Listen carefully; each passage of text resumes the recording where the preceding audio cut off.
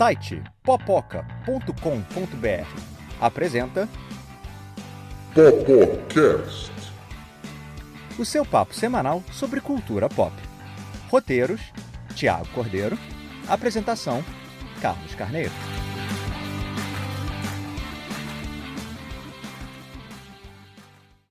Eles estão de volta. No segundo episódio da segunda temporada do Popocast, eles vão falar sobre sequências, ou o número 2. E são eles. Sou eu, Carlos Carneiro, o editor-chefe do Popoca, Thiago Cordeiro. E aí? A profissional de artes cênicas, Eva Miranda. Oi, gente! E a crítica literária, Laura da Cunha. Oi? Como o nome já diz, né? O episódio 2 da temporada 2, e vamos falar de números 2. Antes de a gente começar e falar de números 2, porque essa vai ser a segunda coisa do episódio do Popocast, a primeira coisa vai ser o que vocês têm assistido. Qual é o P de hoje, galera? o melhor filme de todos os tempos Da última semana. Eu vou começar fazendo uma sugestão diferentona. Eu vou sugerir, faz de conta que Nova York é uma cidade.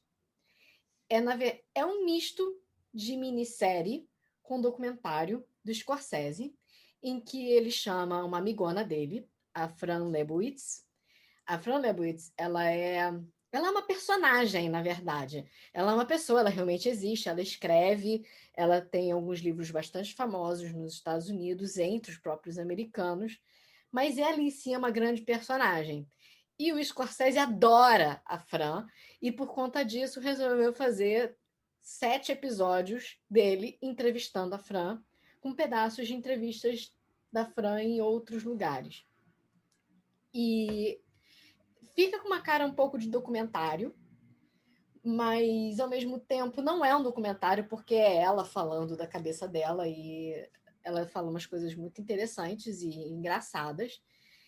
E para quem conhece alguma coisa de Nova York e de história de Nova York, a série em si e escutar a Fran conversando e falando sobre Nova York é extremamente interessante. E ela tem histórias muito engraçadas para contar. Então, é bastante divertido de assistir.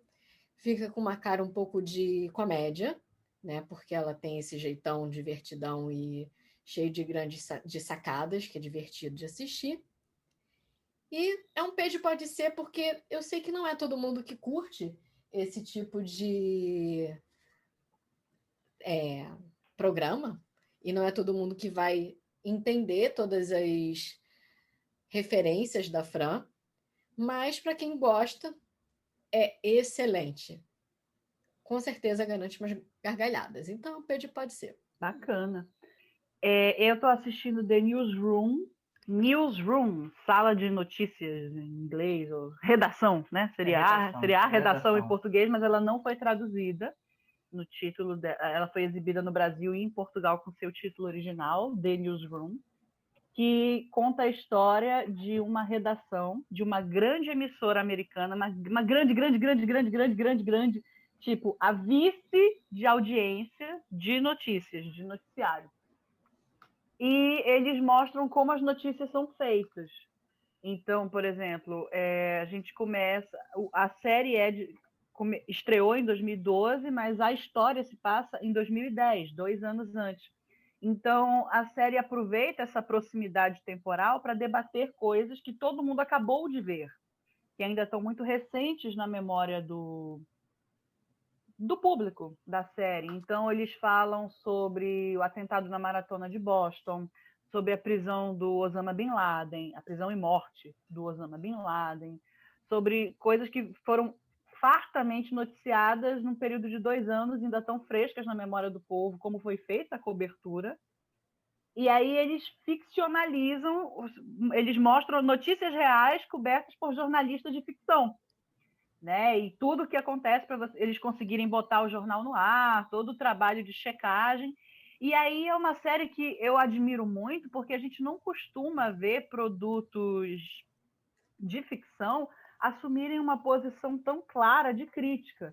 eles criticam o sensacionalismo da imprensa, eles criticam as fake news, eles criticam o posicionamento conservador do Partido Republicano, sendo que o nosso personagem principal é republicano, e ele critica o fato de tomarem a bandeira do conservadorismo. Ele fala, eu quero ser republicano, mas eu não quero ser homofóbico. É uma das falas do nosso personagem principal. E eu fiquei muito impressionada de eles meterem o dedo na... É maravilhosa a série. Eles metem o dedo na ferida com vontade. Assim. Eles criticam todos os lados. Eles criticam muito o Obama, também, que era o presidente em 2010, e cobrem a reeleição do Obama também. E é muito boa a série, e essa parte da realidade que se mistura com a ficção, eles fazem uma dinâmica muito interessante, porque as notícias são muito sérias, atentado, a explosão, são as notícias do jornal principal do dia, do horário nobre. Mas os nossos personagens são um bando de atrapalhados, assim, eles não têm maturidade emocional, eles não sabem dizer eu te amo, eles não sabem ser fiéis, eles não sabem falar a verdade uns para os outros, eles tropeçam quando estão vestindo a própria cueca. Isso não é exagero, isso realmente acontece. O cara está tentando vestir a cueca e tropeça. Né? Então, a parte de comédia, ela é quase rasteira de tão ridícula. É uma comédia muito ridícula, muito pastelão, muito engraçada. E quando vai para o drama humano, é um drama de alto nível, é um drama profundo. É tragédia. É trágico. Assim, acontecem coisas muito difíceis com os personagens na cobertura. E assim, eles se emocionam muito, se envolvem com a notícia. Né? Então, é uma série que... E é de uma qualidade de direção, de produção inacreditável. Assim, é muito bem... É HBO, né? É HBO. Assim. É muito bem feita, é uma série incrível, é um P de fodíssima, é um P de foda. Falando como jornalista, eu trabalhei pouco com hard news, mas do que eu conheço, a série é muito realista nisso, assim, é muito clima de uma redação mesmo, o roteiro, o texto, tá tudo muito bem feito nessa linha. Mas vale as pessoas sabem vestir a cueca na vida real do jornalismo? Duvido, hein? Eu conheço uma história ou outra de jornalista de TV que aconteceu uma coisa do tipo assim, o sujeito chegou com a barba por fazer e se cortou fazendo a barba no estúdio. E tiveram que trancar, porque o cara não pode entrar sangrando. Não pode entrar sangrando. Essas histórias acontecem mesmo, porque é tudo corre-corre. A maioria dos jornalistas de TV, eles não têm, eles têm, sei lá, um guarda-roupa inteiro no trabalho. Porque ele tem que entrar com uma roupa específica. Se algum dia ele tomar um café a caminho do trabalho e manchar, ele pode não ter tempo de voltar para casa, entendeu? Então, tem coisas que às vezes acontecem assim mesmo. É muito boa a série. Eu só tenho uma crítica, mas aí entraria uma crítica a todo o nosso sistema da cultura pop, que nós temos um personagem que é de ascendência indiana, e ele é o hacker especialistíssimo em tudo de tecnologia, manja de todos os paranauês da criptografia, ele é quase a Chloe de 24 horas. O pessoal vira para ele, como é que invade o computador tal? Ele vai lá e invade. Sabe? Então, você tem esses elementos fantásticos que são comuns. O clichê do indiano que manja tudo de informática é bem chato. É bem chato. Mas esses clichês, às vezes, é difícil de escapar. Infelizmente. Principalmente quanto mais para trás você vai, né? Você diz que a série é de 2012. Isso já isso tá cada ano tá ficando um pouquinho melhor. Melhora um pouquinho. Então, quanto mais para trás você olhar, mais problemas desse tipo você vai achar. Simples assim. Pois é, mas fica a nossa recomendação. The Newsroom é uma série muito interessante de se assistir. E, assim, para a gente que não acompanha o noticiário norte-americano, é tipo uma aula. A gente entende coisas que não entendia. É muito bom mesmo. Que beleza. Então, pessoal, vamos então agora passar para a nossa segunda parte do segundo episódio da segunda temporada. E o nosso assunto de hoje será, como o nome já diz, o trem do 2222, o Expresso 2222.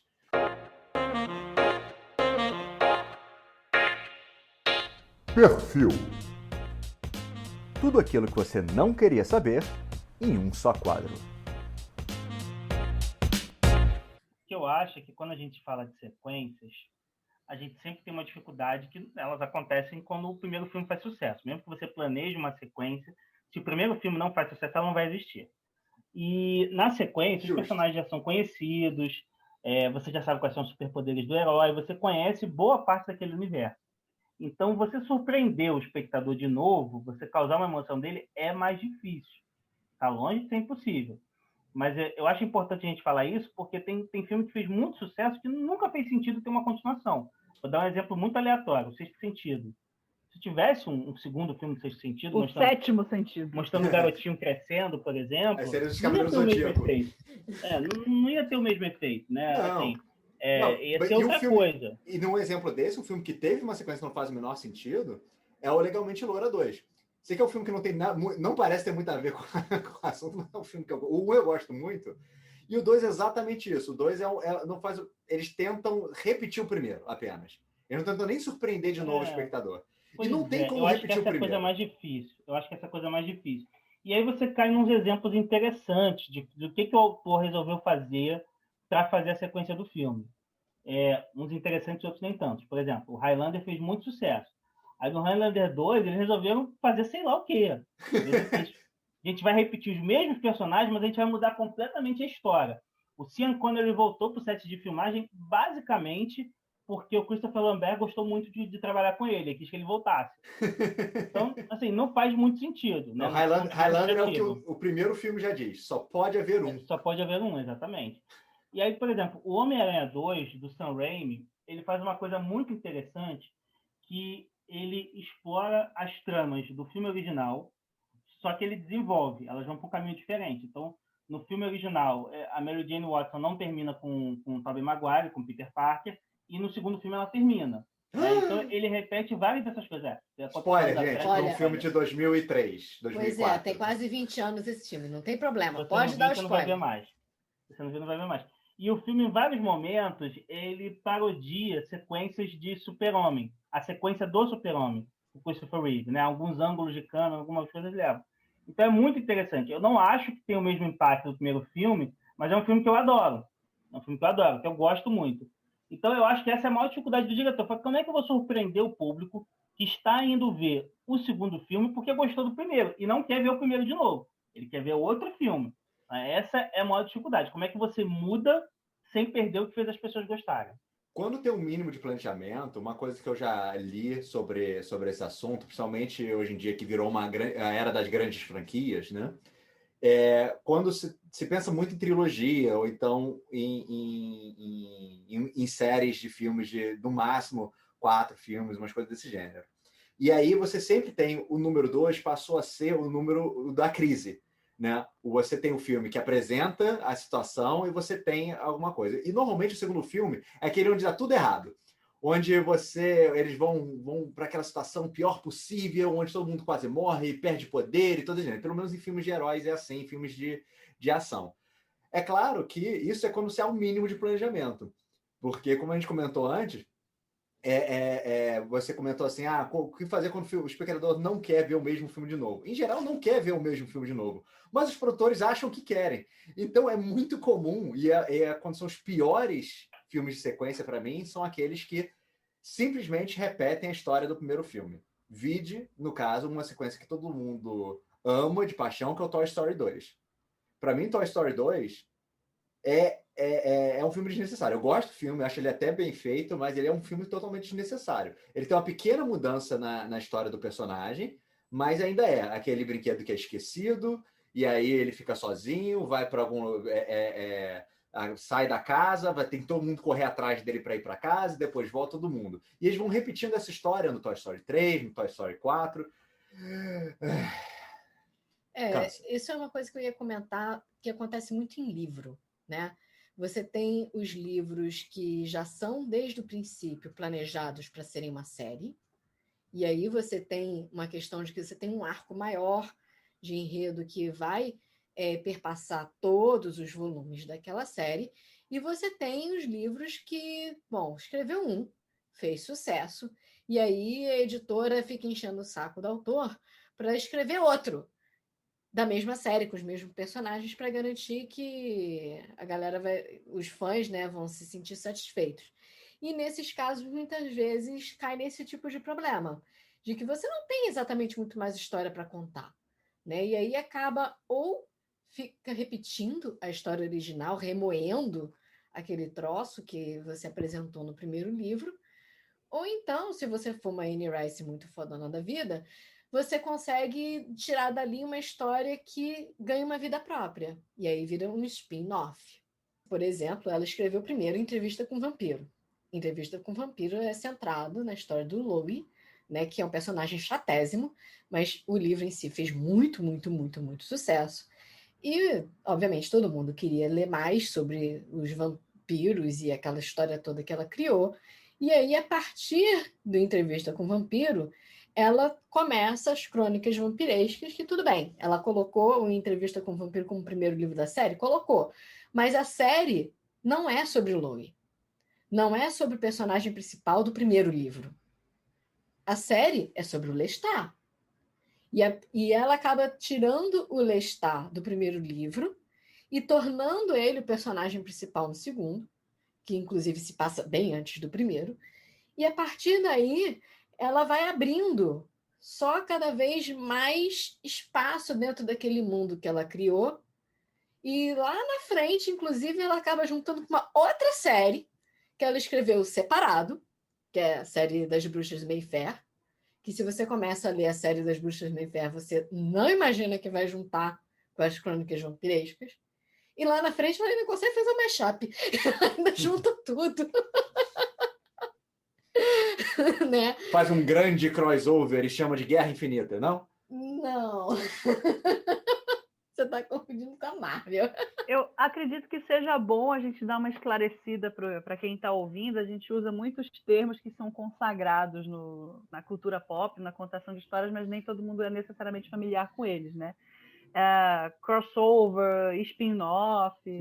Então, vamos lá. Um spin-off é quando você tem uma série, você tem uma história original, você tem uma obra original, vamos dizer, Branca de Neve e os Sete Anões, e aí você faz um spin-off, As Aventuras de Zangado. Isso é um spin-off. Ele é uma série que tem elementos de contato com a história original, mas ela é diversa. Não é Branca de Neve e os Sete Anões, a aventura continua. Isso seria uma sequência, que em inglês é sequel. E também não é uma prequela, não é aquela história que vai explicar o que aconteceu antes da história da Branca de Neve começar. A infância de Branca de Neve. Não, é uma história paralela. Seria a infância da Rainha Má, porque a infância da Branca de Neve faz parte da história da Branca de Neve. Seria a infância da Rainha Má. Olha, como a Rainha Má virou rainha. Olha, dependendo de como você olha para a história inteira da Branca de Neve se passa na infância dela. Que ela deve ter 15 anos, se bobear. O Malévola é um pouco isso, né? A Malévola é um pouco Mas é da Bela Adormecida. Malévola é um prequel que é spin-off. Isso. Um spin-off prequel. Que a Rainha Má não é tão má assim. Mas apesar de se chamar Malévola. Mas a Malévola não é da Branca de Neve. É da Bela Adormecida. É da Bela Adormecida. Não mas confunde. É a Rainha Má também. Não, a Malévola não é a Malévola é uma bruxa. É bruxa. Ela não é má, é malévola. Diferente. É muito engraçado, né? Que na verdade ela é heroína, mas os pais dela deram para ela o nome de Malévola porque ninguém sabe. A Disney é craque em fazer esses filmes que são sequels, né? Não é nem spin-off, não é sequel mesmo. Tipo, o número 2, mas é um lançamento direto para vídeos. Nem se importa em lançar para o cinema. Então você tem o Rei Leão 2, que é o Simba's Pride. Deve ter ficado em português Orgulho de Simba, sei lá, alguma coisa assim. Não, é Pride, porque Pride é o coletivo de leões em inglês. Seria o bando de Simba, mas eu acho que foi traduzido como o reino de Simba. Interessante. Então, eu gosto do Rei Leão 2 e eu também gosto do Rei Leão 3. Nossa Senhora. Meu Deus do céu. E o Rei Leão 3 é contado do ponto de vista do Timão e do Pumba. Então, ele é um prequel, porque ele conta a história de como o Timão conheceu o Pumba. Que fofo. É mó legal. E é no 4 que tem a filha do Scar, não tem um troço desse? Não tem 4, querido. Tem 4. Ele tá querendo vender roteiro pra Disney, gente. Não tem 4 nenhum. Esse 4 aí. Não que tem. A filha do Scar namora com Simba aí. Disney, fica a dica. Essa história aí. Aproveitando esse gancho aqui dos filmes da Disney em DVD, dos filmes que tiveram sua sequência, tiveram sua continuação, quais delas que vocês acham que são os mais desnecessários? Assim, tipo, não... Pra quê isso? Vou jogar a Amy, o número 2, no ventilador. Matrix! Olha, eu vou concordar. Matrix cara. estava perfeito, eu vou concordo. falar um negócio aí. Matrix podia ter ficado só no Matrix. Vou Pronto, fazer um não parênteses aí. Podia. A Laurinha, pra estar falando de Matrix, aí tá rolando uma dor no coração dela. Porque muito antes do Popoca, muito antes de eu conhecer vocês, eu encontrei com a Laurinha na fila do cinema, na estreia desse filme, com ela fantasiada de Trinity. Então, assim, ela tava lá na pré-estreia do filme. A gente tava lá nesse daí. Mas peraí, já tinha fandom de Matrix? Tinha, óbvio que tinha. Mas peraí, é na estreia do Matrix 2 que ela foi de cosplay de Trinity? Isso. Foi. Poxa, Laurinha, que decepção. Conta tudo. Foi muito Desabafa, triste, vai. foi muito deprê. Desabafa. Foi na Vai, véspera de desabafa. uma prova da faculdade, entendeu? Eu fiquei triste pra caceta, porque o filme não foi bom. E eu obviamente, não fui tão bem assim na prova, porque, bom, eu tava no cinema. Entendo. O sacrifício foi em vão. Entendo. Olha, eu vou jogar o número 2 no ventilador. Vai ser o segundo filme do universo de 300. 300, a subida, The Rise of the Empire. Não sei nem como é que é em português. Nossa, esse é ruim mesmo. Esse Não é precisava. um lixo desnecessário. Porque não é um filme que, ao mesmo tempo, ele conta a história que acontece antes de 300, durante 300, só que de outro ponto de vista, e depois de 300. E o filme é horroroso. Apesar de ter a Eva Green assim, no filme. Posso fazer um questionamento assim, que eu acho bastante importante? Não precisava nem do primeiro filme.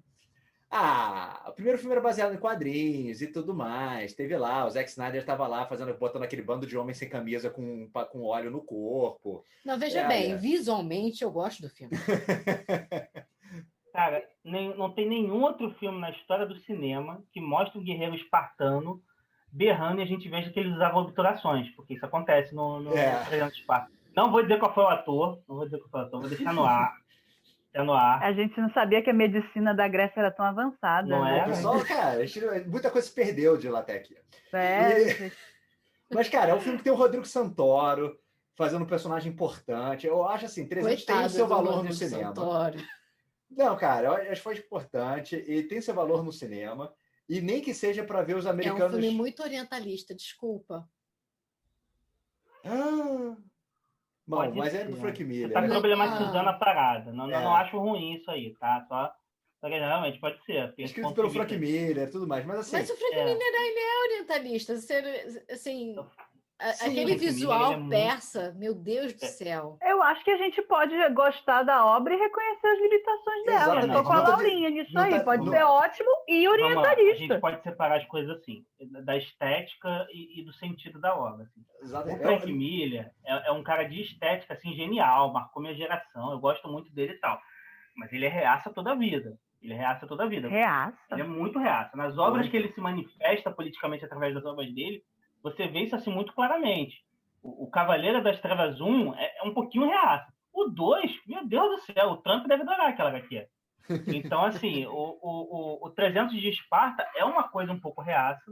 Sim. Não é à toa que muita gente incel, muita gente que tem essa coisa autoritária aqui no Brasil já citou o filme ou HQ de uma forma positiva. Agora, assim, vamos lá, vamos ver as coisas positivas. Ele é baseado em alguma coisa que aconteceu, ele é uma romantização de um fato histórico. A história em quadrinho, assim como o filme, tem uma estética interessante, que é bom da gente pegar. Eu não gosto do Zack Snyder, tá? Não gosto do Zack Snyder. Eu lembro que na época que eu fui ver o 300 de Esparta, me incomodava muito o excesso de slow motion para dar dramaticidade para a cena.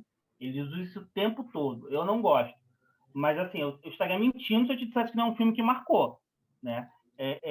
E, olhando em retrospectiva, é um filme com muita violência que não emula o Quentin Tarantino, que é uma coisa difícil de ver no cinema comercial, né? O próprio Dois Canos Fumegantes, que a gente citou aqui agora há pouco, antes do podcast, é um filme que, diversas vezes, eu acho que ele emula um pouquinho do Tarantino. Não, com certeza. E é diferente você falar que o filme tem o seu valor e você se diverte assistindo, e outra coisa é falar que o filme é fodarástico e você tem que ser assistido, é uma obrigatória, e você vai se tornar uma pessoa melhor por assistir esse filme. Não, são duas coisas completamente diferentes. E apesar desse filme não ser grande coisa, quer dizer, ter o seu valor,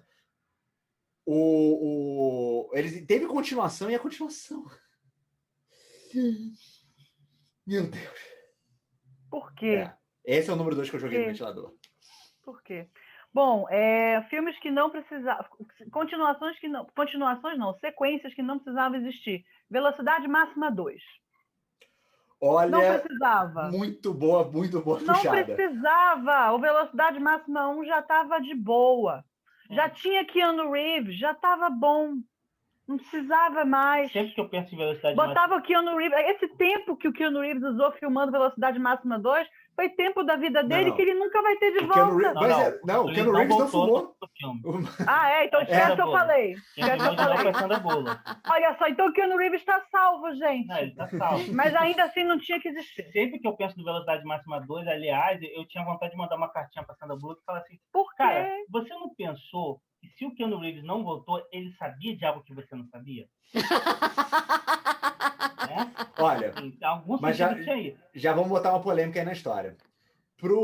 Considerando como Hollywood funciona, é muito mais fácil para o Keanu Reeves, por ser um homem branco e jovem e bonito, dele poder recusar papel desse, não quero fazer a continuação, porque existem muitos filmes onde você pode ter para personagem masculino ser o principal. Agora, a Sandra Bullock, pelo Keanu Reeves ter recusado o filme, ela deixou de ser um personagem secundário, que ela era um personagem secundário no Velocidade Máxima, para passar a ser o personagem principal no Velocidade Máxima 2, junto com coisa. Então ela passa a protagonista no segundo filme. Por mais que não seja um filme grandioso, ela aproveitou uma chance de carreira dela de mostrar como protagonista. E desde então, ela cada vez foi só aceitando o papel de protagonista. Ela deixou de ser secundária a partir dali. Então eu acho que na escolha de carreira dela, apesar de ser um filme horroroso, eu acho que ela fez uma escolha acertada. Pode ser. E a Sandra Bullock é uma pessoa que tem uma carreira muito interessante. O meu número 2, assim, que eu vou jogar no ventilador, é justamente Rock 2, que foi um filme que, na minha opinião, piorou a história do personagem, porque assim, o primeiro filme é um filme até poético, é um bom roteiro de cinema, é um filme bom mesmo, assim. É um filme que eu passaria se eu desse aula de cinema. E no segundo filme, ele basicamente repete a história e termina do mesmo jeito, com o Rock vencedor. Só que agora é como se o Rock tivesse se tornado um grande lutador do nada. Spoiler! Não, mas isso que é o legal do primeiro filme. E para mim é o único que acaba que o segundo não respeita tanto. Porque o primeiro é uma história de superação, onde o cara não ganha no final. Ele perde ele não ganha, ele empata. Ele perde, mas assim, ele ganha, ele tem aquela Ele chega no último round, exatamente. Ele chega no último round. Todo mundo falava que ele ia tomar o nocaute no primeiro assalto, só isso. E no segundo ele consegue finalmente derrotar o cara, e pra mim é uma trama boba, entendeu? Uma trama boba que é meio que feita assim, pros fãs e tal. E acho que foi ruim, porque a partir do sucesso daquilo dali, a gente teve o Rock 3, teve o Rock 4, teve o Rock 5, que ficaram cada vez piores, assim, alguns, assim, até com vergonha. O último filme do Rock, que foi aquele que termina de um jeito parecido com o primeiro, com essa vitória moral, eu gostei, tá? Mas, para mim, assim, era um filme que devia ter terminado no primeiro filme. Se tivesse terminado no primeiro filme, talvez a gente já tivesse um reboot dele, uma refilmagem. Teria sido muito melhor do que fazer tantas sequências assim, que foram piorando.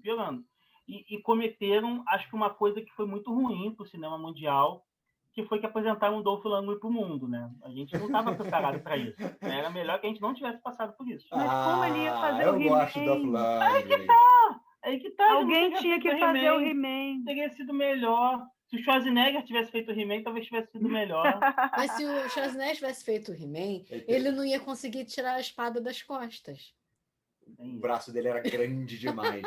Ele não conseguia. A gente não é vídeo, mas vocês não estão vendo, mas todos nós 4 estamos tentando tirar uma espada imaginária das nossas costas e não estamos conseguindo. Não, é bem tranquilo. Ó, e Eu sou uma aí pessoa flexível. eu consigo. Um exemplo positivo de sequências que deixou todo mundo muito contente foi a sequência de Antes do Amanhecer, que o filme era antes do amanhecer, que o casal se conhecia e se apaixonava, e acontece alguma coisa no final que eu não vou contar, porque realmente estraga totalmente a experiência do filme. E aí nós temos o segundo filme que a gente vê como foi que as coisas se desenrolaram, que é o Antes do Pôr do Sol. E um pouquinho, 2 anos depois, 3 anos depois, fecharam a trilogia com Antes da Meia-Noite? Before Midnight? É isso? Acho que é Antes do Pôr do Sol. Não. Não, Antes do Pôr do Sol é o segundo. É o segundo. Então deve ser Antes do Entardecer. Mas o Pôr do Sol é entardecer, Thiago. Pois é. Deve ser Antes da Meia-Noite mesmo. Peraí, vamos checar. Peraí. Antes da Meia-Noite. Antes da Meia-Noite. Antes da Meia-Noite. Before Sunrise, Before Sunset e Before Midnight. Né? Que foi uma sequência muito feliz, porque eram 2 personagens que a gente gostou muito quando vimos o primeiro filme. Quando o primeiro filme foi lançado, numa pegada mais independente. E nas sequências, os atores assumiram um protagonismo de contar aquelas histórias, o que tinha acontecido com aqueles personagens, e gerou muita satisfação nos fãs, assim, saber o que aconteceu. Porque o primeiro filme, ele estava fechado na proposta dele de final aberto. Você não sabe o que aconteceu. Mas quando veio e a gente descobriu o que aconteceu, foi muito gostoso. Cara, então foi isso que aconteceu. Foi gostoso, foi bom. Eu acho que esse filme é uma grande lição para as pessoas envolvidas assim, na indústria criativa, porque algumas coisas é muito difícil você perder o controle sobre uma história que te pertence, que você é o autor. E o Richard Linklater, que é o diretor do primeiro filme, ele, quando foi fazer o segundo filme, ele decidiu que só ia ser possível se ele escrevesse o roteiro junto com os atores. Porque os atores tinham os personagens na cabeça e os atores podiam pensar sobre o que tinha acontecido com os personagens dele, como eles tinham se desenvolvido, o que tinha acontecido desde então. Então, os 3 escreveram juntos. Eu acho que o terceiro filme deve ter sido assim também. E foi uma coisa muito legal, porque a gente acaba vendo assim, um filme muito diferente, muito mais surpreendente do que a gente esperaria de uma sequência. E, inclusive, as pessoas envolvidas no segundo e terceiro filme, elas não descartam fazer um quarto. Né? Estamos na expectativa aí. Olha, e depois dessas sequências necessárias e dessas coisas, agora está tendo uma moda dos spin-offs, né? Que a Eva já explicou antes, né? São aquelas histórias que acontecem no mesmo universo de uma história inicial, mas não necessariamente continuam ou explicam a história original. Né? Tá tendo assim, essa onda, né? Vai ter spin-off da série de Game of Thrones, Star Wars, né? A Guerra nas Estrelas está criando vários spin-offs nessa história. O Mandalorian, né? É um spin-off. Maravilhoso, inclusive. Exatamente. Alguns bons, outros ruins. E o que vocês estão achando, então, dessas ondas de spin-offs? Alguns que vocês estejam animados, outros que vocês odeiem? Então, essa tendência é uma tendência da arte como um todo. Pois é, então será que a gente não está com dificuldade de imaginar novos universos ou ainda de apresentar novos universos para o público? E aí é uma aposta mais simples, é uma aposta mais fácil você trazer seu público de volta para aquele lugar que ele já conhece, de volta para aquele mundo que ele já visitou, de volta para aquelas caras que ele já conheceu, né? Então me incomoda um pouco essa tendência de construir em cima de coisas que já existem. Eu queria muito ver histórias completamente originais.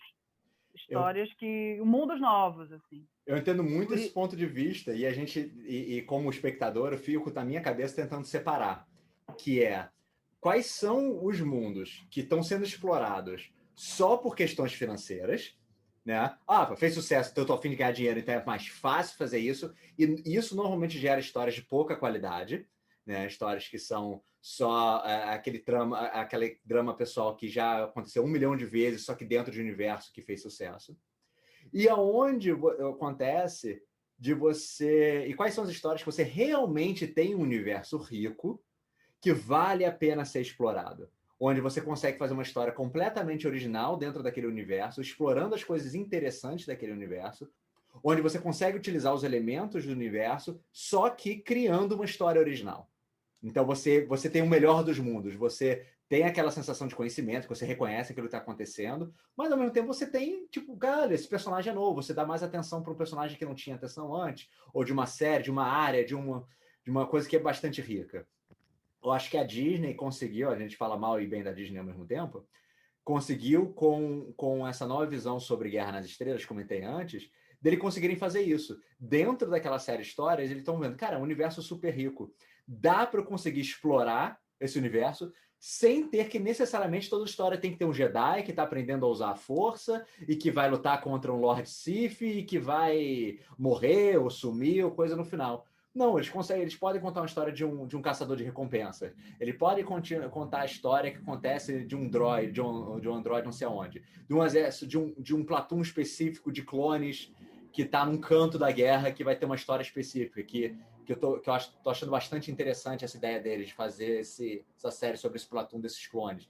E que são todos spin-offs. Nada disso vai ter Skywalker, nada disso vai ser totalmente focado na força, mas a mitologia da força vai estar presente. A mitologia porque é isso que apaixona aquele universo, né? Você viajar na velocidade da luz, lá, viajar no hiperespaço, você falar sobre rebelião e falar sobre combate ao totalitarismo e tudo mais. Isso tudo, esses temas vão estar sempre presentes, que é o que enriquece o universo. Então, acho que tem um pouco dos dois, né, falando. Acho que é interessante. Eu acho que depende muito de como você faz. Porque existem os spin-offs que parece que é só mais do mesmo, né? É que nem as sequências que repetem a história original. E existem os spin-offs que realmente você simplesmente vai olhar para aquele universo sob um outro ângulo. E de vez em quando você vai ter aquelas dicas de que você, na verdade, está no mesmo universo, né? Um spin-off que é muito interessante, por exemplo, o Stephen King ele escreveu 2 livros que são bastante famosos. Você tem o Iluminado e depois você tem o Doutor Sono. O filho do Stephen King escreveu um livro que se chama Nosferatu, que se passa no mesmo universo. Mas a história não tem absolutamente nada a ver. Você tem dicas ao longo do livro do Joe Hill, que é o filho do Stephen King, que a história se passa no mesmo universo. E por isso você pode até dizer que é um spin-off. Mas é uma história completamente diferente. E aí é legal. É diferente, por exemplo, do que você vê muito das séries Young Adult, né? Que você tem uma série que aí faz muito sucesso, e aí só aquela série tem 5, 6, 7, 8 livros, e aí acabou a série, a editora enche o saco, o fandom enche o saco, e o autor acaba, ok, tá bom, e aí pega, tipo, o segundo personagem mais importante da série e escreve uma série para aquele personagem. E aí a história se repete toda de novo, só que com outro personagem. E aí você vê os mesmos personagens todos de novo e tal, só para mim isso é caça-níquel, tá? É só uma forma de ganhar mais dinheiro, porque, assim...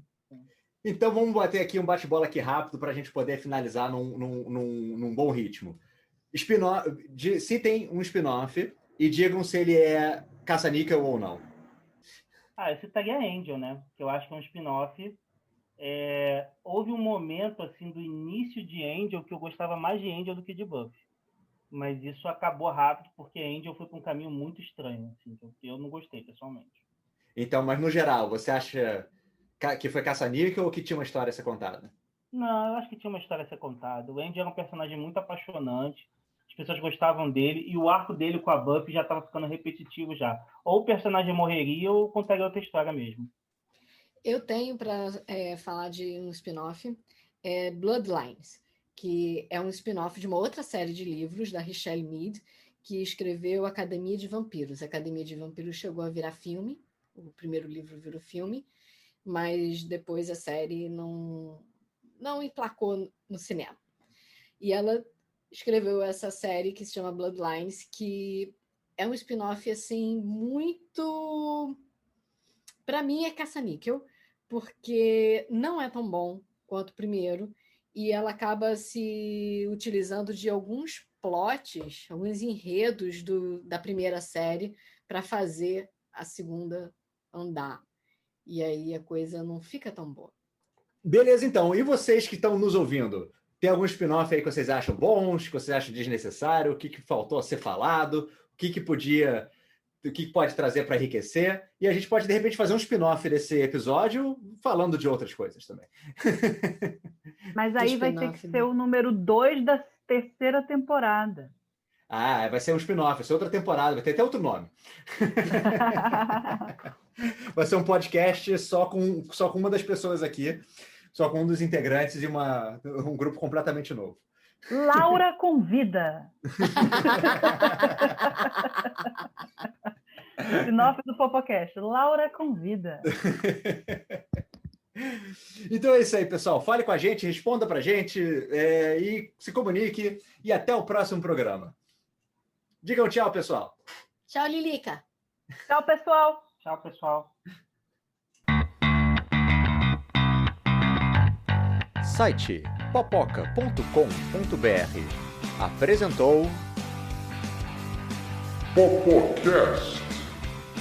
Quer participar do Popocast? Mande um comentário que a gente lê. Nosso e-mail é sitepopoca@gmail.com. Você também pode enviar pelo formulário de contato no site popoca.com.br ou nas nossas redes sociais, no Instagram, Facebook e YouTube, em que estamos como @sitepopoca. Então, nesse assunto, no número 2... Falando sobre a sequência... Tem que ter um beijinho na boca, não pode ir direto pro vamos ver.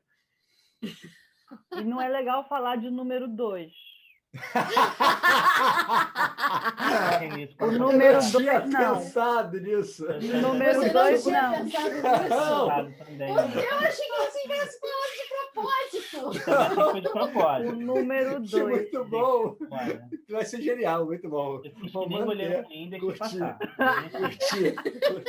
Eu tô que nem aquele Vamos jogador lá. que deu cruzamento, que tentou cruzar e acabou indo direto pro gol. Vai tocar Popoleta Russa. Vamos lá. Então, Dos número 2 mais desnecessários que a fizeram. gente já concordou e já Mas ficou o nú- Highlander 2. Mas né? o número 2 É. é uma coisa muito necessária. Para com isso, Mas é impossível! por favor. Você chega falando, não, porque o número 2 não. Não, gente, não dá.